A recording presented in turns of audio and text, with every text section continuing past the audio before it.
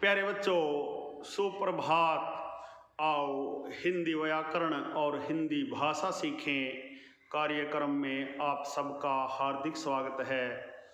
प्यारे बच्चों, आज हम NCERT द्वारा कक्षा 7वीं के पाठ्यक्रम में शामिल बाल महाभारत कथा नामक पाठ्य पुस्तक के धृतराष्ट्र की चिंता नामक पाठ का सार तथा इसके अभ्यास के महत्वपूर्ण प्रश्न उत्तर सीखने का प्रयास करेंगे। प्यारे बच्चों, आइए सबसे पहले धृतराष्ट्र की चिंता नामक पाठ का सार अथवा सारांश जानते हैं। प्यारे बच्चों, जब पांडव द्रौपदी के साथ वन जाने लगे तो धृतराष्ट्र ने विदुर से पूछा कि पांडु के बेटे और द्रौपदी कैसे जा रहे हैं, मुझे बताओ। विदुर ने बताया कि युधिष्ठिर अपना चेहरा कपड़े से ढककर, भीम अपनी दोनों भुजाओं को देखते हुए, अर्जुन हाथ में ली हुई बालू को बिखेरते हुए, नकुल और सहदेव अपने सारे शरीर पर धूल लगाए हुए तथा द्रौपदी आंसू बहाती हुई युधिष्ठिर के पीछे जा रही है। यह सुनकर धृतराष्ट्र चिंतित हो गए। प्यारे बच्चों, विदुर धृतराष्ट्र से बार बार संधि के लिए आग्रह करते रहते थे। एक दिन विदुर की बातों से तंग आकर धृतराष्ट्र ने उन्हें भी पांडवों के पास चले जाने के लिए कह दिया। दुखी विदुर अपने रथ पर बैठकर जंगल में पांडवों के पास पहुंच गए। प्यारे बच्चों, धृतराष्ट्र को एहसास हुआ कि उन्होंने विदुर को भगाकर भारी भूल की है। उन्होंने संजय को विदुर को समझा बुझाकर वापस लाने के लिए भेजा। संजय ने पांडवों के आश्रम में रह रहे विदुर को हस्तिनापुर लौट चलने के लिए कहा। उसने उन्हें बताया कि धृतराष्ट्र अपनी भूल पर पछता रहे हैं। यदि आप न लौटे तो वे अपने प्राण त्याग देंगे। यह सुनकर विदुर हस्तिनापुर लौट आए। धृतराष्ट्र ने उन्हें गले लगाकर क्षमा मांगी।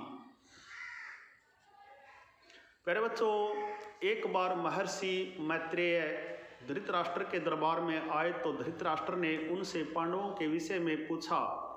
धृतराष्ट्र ने कुरु जंगल में रहने वाले पांडवों की कुशल क्षेम पूछी। महर्षि मैत्रेय ने बताया कि पांडवों से काम्यक वन में भेंट हुई थी। उसने उनसे हस्तिनापुर में घटित चौसर प्रसंग को सुनकर ही मैं आपके पास आया हूँ। महर्षि मैत्रेय ने धृतराष्ट्र को कहा कि उनके तथा भीष्म के होते हुए पांडवों के साथ ऐसा व्यवहार नहीं होना चाहिए था। प्यारे बच्चों, उन्होंने वहाँ उपस्थित दुर्योधन को भी समझाया कि अपनी भलाई के लिए तुम पांडवों से संधि कर लो। दुर्योधन कुछ नहीं बोला, परंतु मुस्कुराते हुए अपनी जांघ पर हाथ ठोकता रहा। इस पर महर्षि ने क्रोधित होकर कहा कि दुर्योधन, तुम्हें अपने घमंड का फल अवश्य ही भोगना पड़ेगा। प्यारे बच्चों, हस्तिनापुर में हुई घटना की सूचना मिलते ही श्री कृष्ण पांडवों से मिलने वन में ही पहुँचे। उनके साथ कैकेय, भोज और वृष्टि जाति के नेता चेदिराज, धृष्टकेतु आदि भी थे। श्री कृष्ण को देखते ही द्रौपदी रोने लगी। उसने कहा कि इस तरह अपमानित होने के बाद मेरा जीना ही बेकार है। श्री कृष्ण ने उसे समझाया कि तुम्हारा अपमान करने वालों का अंत होगा और तुम साम्राज्ञी के पद पर सुशोभित होगी। धृष्टद्युम्न ने भी बहन को सांत्वना दी। श्री कृष्ण अपने साथ सुभद्रा व अभिमन्यु को लेकर द्वारका को लौट गए। धृष्टद्युम्न द्रौपदी के पुत्रों को लेकर पांचाल देश लौट गए। प्यारे बच्चों, यह था धृतराष्ट्र की चिंता नामक पाठ का सार अथवा सारांश। आशा है आपको अच्छी प्रकार से समझ में आया होगा। प्यारे बच्चों, किसी भी पाठ, निबंध, कविता, कहानी आदि का सार अथवा सारांश यदि हमें अच्छी प्रकार से समझ में आ जाता है तो हम उस पाठ, निबंध, कविता, कहानी आदि पर आधारित प्रश्नों के उत्तर आसानी से दे सकते हैं। प्यारे बच्चों, आइए इस पाठ के शब्दार्थ भी जान लेते हैं। अनुसरण, पीछे चलना, प्रबल, तेज, आग्रह, अनुरोध, अंतःपुर, महल में रानियों के रहने का स्थान, काल, समय, उतावली, जल्दी में, ढिठाई, बेशर्मी, अविरल, निरंतर। प्यारे बच्चों, आइए धृतराष्ट्र की चिंता नामक पाठ के अभ्यास के महत्वपूर्ण प्रश्न उत्तर भी सीख लेते हैं। पहला प्रश्न देखिए, द्रौपदी के पुत्रों को लेकर कौन और कहाँ चला गया? प्यारे बच्चों, द्रौपदी के पुत्रों को लेकर धृष्टद्युम्न पांचाल देश चला गया। प्रश्न नंबर 2, अर्जुन की पत्नी सुभद्रा और उसके पुत्र अभिमन्यु को कौन लेते गए और कहाँ? श्री कृष्ण अपने साथ अर्जुन की पत्नी सुभद्रा और उसके पुत्र अभिमन्यु को भी द्वारकापुरी लेते गए। प्रश्न नंबर 3, हस्तिनापुर में हुई घटनाओं की खबर पाते ही श्री कृष्ण ने क्या किया?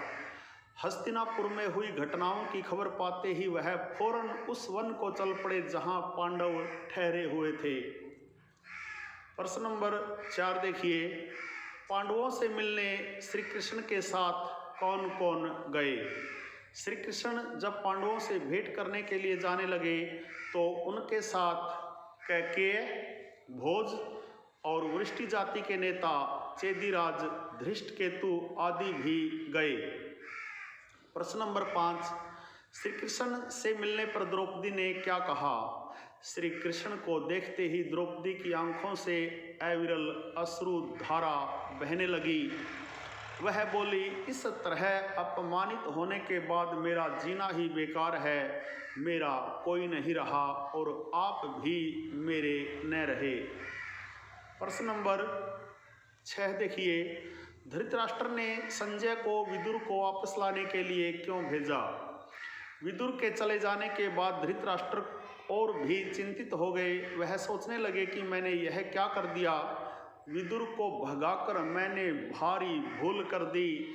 यह सोचकर धृतराष्ट्र ने संजय को विदुर को वापस लाने के लिए भेजा। प्रश्न नंबर 7, धृतराष्ट्र ने विदुर को क्यों पांडवों के पास जाने को कह दिया? विदुर बार बार धृतराष्ट्र से आग्रह करते थे कि आप पांडवों के साथ संधि कर लें। शुरू में वह विदुर की बातें सुन लिया करते थे, परंतु बार बार विदुर की ऐसी ही बातें सुनते सुनते वह ऊब गए। एक दिन विदुर ने फिर वही बात छेड़ी तो धृतराष्ट्र ने झुंझलाकर विदुर को पांडवों के पास जाने को कह दिया। प्रश्न नंबर 8, दुर्योधन के किस बात से महर्षि मैत्रेय बड़े क्रोधित हुए? ऋषि ने यों मीठी बातों से दुर्योधन को समझाया, पर जिद्दी व नासमझ दुर्योधन ने उनकी ओर देखा तक नहीं। वह कुछ बोला भी नहीं, बल्कि अपनी जांघ पर हाथ ठोकता और पैर के अंगूठे से जमीन कुरेदता मुस्कुराता हुआ खड़ा रहा। दुर्योधन की इस ढिठाई को देखकर महर्षि बड़े क्रोधित हुए। प्रश्न नंबर 9, श्री कृष्ण ने द्रौपदी को सांत्वना देते हुए क्या कहा? श्री कृष्ण ने द्रौपदी को सांत्वना देते हुए कहा, बहन द्रौपदी, जिन्होंने तुम्हारा अपमान किया है उन सब की लाशें युद्ध के मैदान में खून से लथपथ होकर पड़ेंगी। तुम शोक न करो, मैं वचन देता हूँ कि पांडवों की हर प्रकार से सहायता करूँगा। यह भी निश्चय मानो कि तुम साम्राज्ञी के पद को फिर सुशोभित करोगी। प्रश्न नंबर 10 देखिए, पांडु के बेटे और द्रौपदी वन कैसे जा रहे थे? कुंती पुत्र युधिष्ठिर कपड़े से चेहरा ढककर जा रहे थे। भीमसेन अपनी दोनों भुजाओं को निहार था। अर्जुन हाथ में कुछ बालू लिए उसे बिखेरता। नकुल और सहदेव सारे शरीर पर धूल रमाए हुए क्रमशः युधिष्ठिर के पीछे जा रहे थे। द्रौपदी ने बिखरे हुए केसों से सारा मुख ढक लिया था और आंसू बहाती हुई युधिष्ठिर का अनुसरण कर रही थी। प्रश्न नंबर 11 देखिए, महर्षि मैत्रेय ने पांडवों की कुशलता के बारे में क्या कहा? महर्षि मैत्रेय ने कहा, राजन, काम्यक वन में संयोग से युधिष्ठिर से मेरी भेंट हो गई थी। वन के दूसरे ऋषि मुनि भी उनसे मिलने उनके आश्रम में आए थे।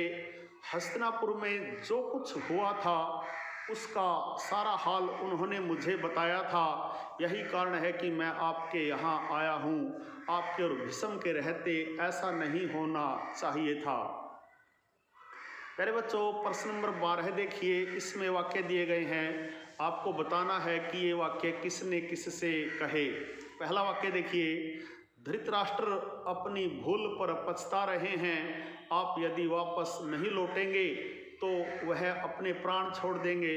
कृपया अभी लौट चलिए। प्यारे बच्चों, ये वाक्य संजय ने विदुर से कहे।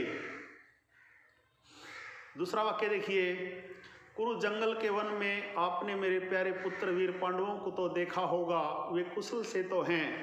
यह वाक्य धृतराष्ट्र ने महर्षि मैत्रेय से कहा। तीसरा वाक्य है, राजकुमार, तुम्हारी भलाई के लिए कहता हूँ, सुनो, पांडवों को धोखा देने का विचार छोड़ दो। ये वाक्य महर्षि मैत्रेय ने दुर्योधन से कहा। चौथा वाक्य देखिए, इस तरह अपमानित होने के बाद मेरा जीना ही बेकार है। मेरा कोई नहीं रहा और आप भी मेरे न रहे। प्यारे बच्चों, ये वाक्य द्रौपदी ने श्री कृष्ण से कहे। प्यारे बच्चों, यह थे धृतराष्ट्र की चिंता नामक पाठ के अभ्यास के महत्वपूर्ण प्रश्न उत्तर। आशा है आपको अच्छी प्रकार से समझ में आए होंगे।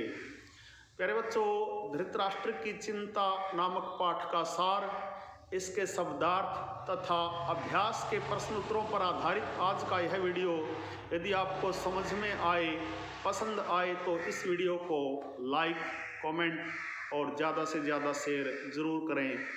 प्यारे बच्चों, यदि आप वास्तव में गंभीरता के साथ हिंदी व्याकरण और हिंदी भाषा को सीखना चाहते हैं तो आपके अपने YouTube चैनल संगम टीवी हिंदी व्याकरण को सब्सक्राइब जरूर करें और वीडियो पर दिए बेल आइकन को जरूर दबाएं ताकि संगम टीवी हिंदी व्याकरण पर पढ़ाए जाने वाले पाठों का सबसे सरल और सटीक विश्लेषण YouTube पर अपलोड होते ही उसका नोटिफिकेशन सबसे पहले आपके पास पहुँचे।